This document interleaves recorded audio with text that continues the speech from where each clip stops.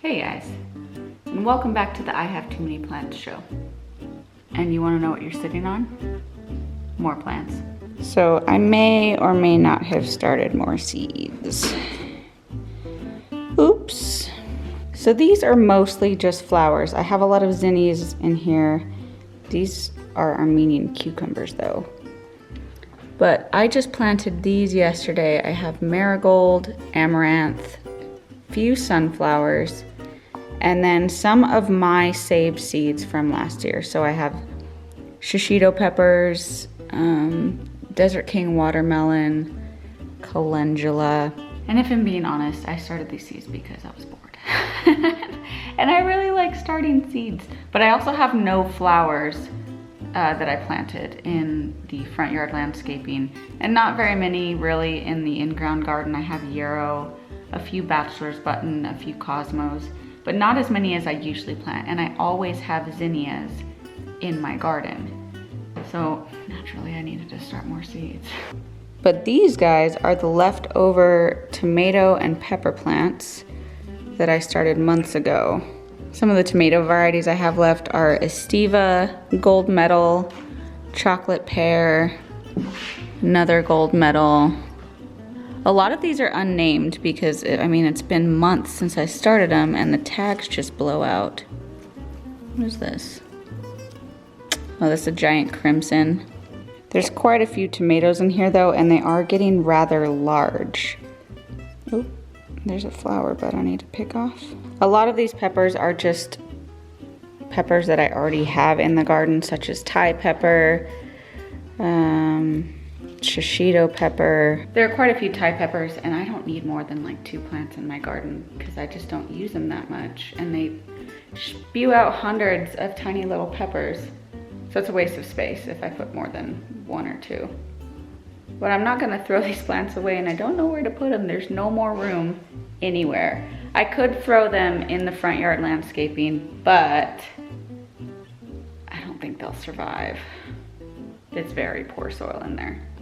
But let me show you guys how the front yard landscaping is doing now that I have you here. And I didn't get to show you on the garden tour the other day. So it's pretty late, it's almost midday, it's pretty bright out here, and I am sunburned all over. I have been out in the garden for days just planting and planting and planting and watering beans and such and such. But these squash are doing really well, and I'm so excited to show you guys.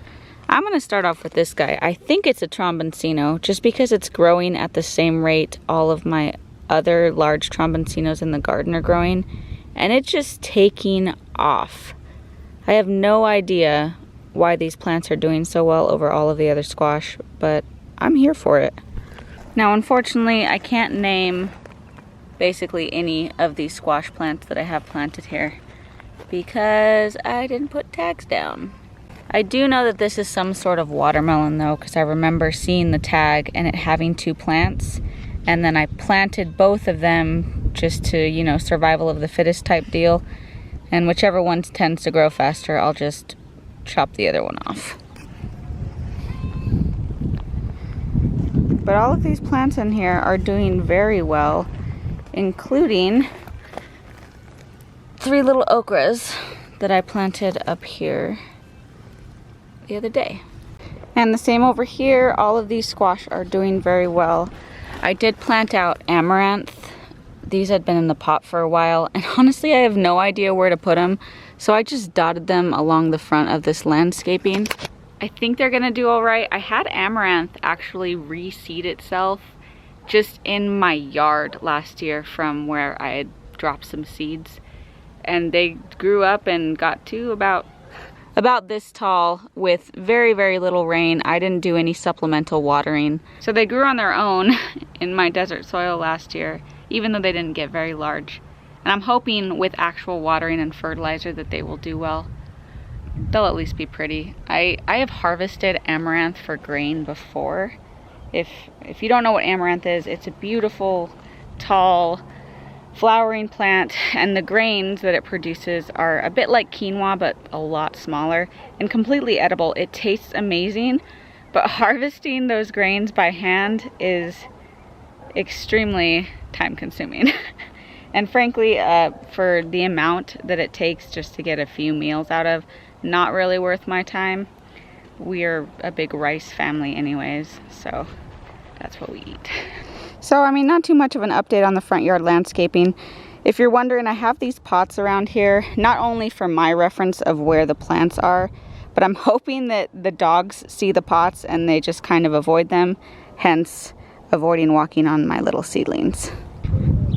And in the orchard, I still have no buds or green coming out of these Pakistani mulberry trees, which is fine. They may just take longer to come out of dormancy. But this Einsheimer apple is looking amazing. It's very, very pretty, very healthy. And the same, this is another Pakistani mulberry, which has yet to give me any signs of life. I think these buds are growing. I just can't be certain. They're not green, but they seem to be getting larger. My pink lady apple is still blooming. Look at that. That is just gorgeous. And I was not expecting to see this yesterday when I watered, but I actually have this fig coming back from the ground. And figs do grow in my area, but it gets a little cold here for them to overwinter unless I, do extensive covering and all that. Even then, their foliage dies back. I don't know if I'm ever gonna get fruit off this fig because of him going into dormancy every winter and losing all of his foliage. I don't know if it can grow quickly enough during the summer in this heat to actually bear fruit, but at least he's alive. And as for an update on the beans, I did not do any of the measures to protect the soil that I thought I was going to do, except for I am just basically watering this 3 times a day. And we have liftoff. So this guy's coming up. And I've seen several others that are going to come up as well. They're just not quite there yet. But I think watering it a few times a day is keeping the soil moist enough that I should have decent germination on all of these. You see the air picking up under there? Just drying all my seedlings out. Ugh. And it is windy today. I wasn't gonna do a video, but I wanted to at least show you guys the front yard after my garden tour got cut short. And I forgot to show you something in the garden that I planted this year as well. Let me take a walk over here. If you see these piles of straw I have dotting the fence line, this is actually goji berry root cuttings. Ta-da! So cool story, I ordered 3 goji berry bare root plants from Peaceful Valley, I believe it is, in January, and I got them a little later than I wanted to, but it was made up by the fact that I received my order twice. So I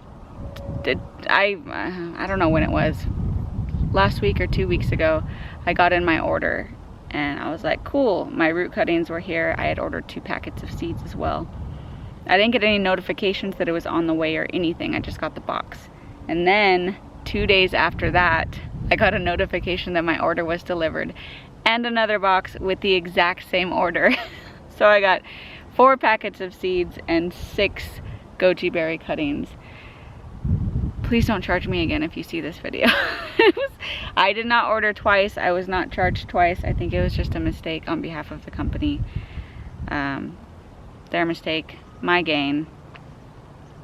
But it was pretty cool. So I planted all 6 cuttings over here. I don't know how they're gonna do. I have never grown goji berries, but they are a very heat tolerant, alkaline, soil loving berry that should do very well here in my climate with little to no amendments. We'll see. And I have good news on the potato front. More of these guys are popping up every day. And look at how big they're getting. Hooray!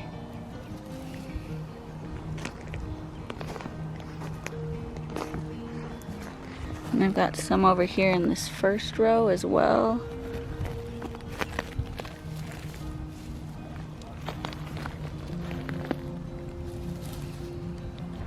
So it's encouraging to see those potatoes coming up because I was a little worried.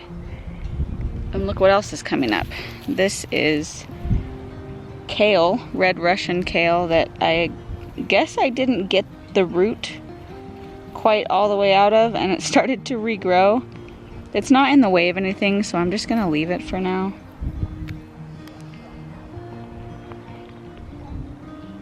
It doesn't taste that good. It's a little too hot. But I had no reason to kill him. And everything else in the garden is looking quite magnificent, if I do say so myself. Nothing has really changed since 2 days ago when I gave you guys the garden tour. Oh wait, something has changed. I have asparagus beans sprouting all along this row here. So I came out this morning to check on my beans and I found hundreds upon hundreds of roly-polies, or pill bugs as some people call them, eating my bean seedlings, which I knew happened. I've seen them do it before. But there were literal hundreds in one of these beds. So this is why I pulled all of the mulch away, because they don't really like the sun a whole bunch. They prefer it underneath the mulch where it's covered and shaded. And hopefully that will let these guys at least grow up enough to where the roly-polies can't chew through their stalks. But that also means I'm going to have to water these a lot more, especially because we have another red flag warning today, which is just high winds, fire weather. So it's going to be hot. I think the high is 85 and extremely windy. So this top layer of soil is going to dry out pretty quickly. And I might come out here at least 3 more times today and just spray them with water real quick. Because they're so close to being little babies. Look at them go. Come on, little guy. See, these were the poor dudes that I saw getting eaten this morning. This one, I mean, I don't even know. I don't even think he's alive anymore. Just chewed through him. Now, normally pill bugs or roly-polies don't do a lot of harm. Normally.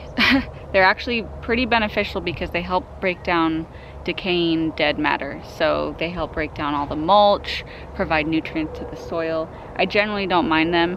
If I did, it wouldn't really matter because they're impossible to get rid of. There's just so many. But they are particularly voracious when I plant seeds in the ground. And I have trouble with beans every year. I mean, I still get them. I plant way more beans than actually grow up to be big beans. But it's measures like this where I'm monitoring every day how far along my seedlings are, and then once I see those first little sprouts, it's coming and pulling back mulch to make sure I keep the roly-polies away long enough for them to get big enough that it won't bother them. It's a process. If anyone has any better ideas, I am down for it. I've tried, before someone says diatomaceous earth, I have tried diatomaceous earth before. There are just too many. I mean, I wonder if I can pull some back and show you guys how many roly-polies are in a single spot. No, I checked. It's too warm. They're all far underneath the soil by now. But that's where I'm at on my bean front. And if I really need an excuse to start more seeds, which I don't, I could just start bean seeds inside, which I might end up doing anyways, just in case. I should change the channel name to Nervous Gardener. And the little chicken nuggets have finally gone into their home. Hey guys, what are we doing? Hi little fatties. They're so cute. They're absolutely enjoying their time out in the sun. and I am enjoying the garage not smelling like chicken manure all the time. But I need to move that tractor as well. Every time I move the tractor, Freya just goes behind where it was and eats all the chicken poop. It's just gross. It's so gross. I don't really know what else to do though. I can't use another poultry netting because I don't have one and they're quite expensive. I'm not going to buy another one. I haven't figured it out yet. I'll figure it out though. So that's it guys, just a quick little update. I've been pretty busy these last few days, just making sure that everything I put into the garden is doing well, doing a little bit of fertilizing here and there. This morning I just fertilized my onions with some organic like fish emulsion, which is so gross. But I've talked about it in a previous video that nitrogen is actually the fertilizer that you want to grow large bulbs, because the size of the bulb is dependent on how many leaves that an onion has. So I did a quick fertilization of the onions, a little bit on the tomatoes. Their roots haven't started growing out into the soil yet, so they haven't reached the worm castings and organic fertilizer I put on the, like at the bottom of their holes, which is what I usually do. And they're a bit phosphorus deficient, but that is very, very common in tomatoes. It's not a big deal. Nothing too much to worry about. And I've also been starting seeds because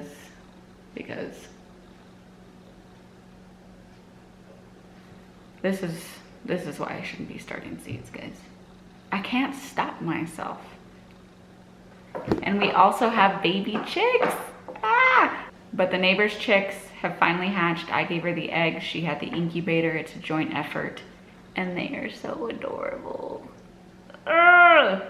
Also, it's just like watching paint dry, watching them come out of their shells.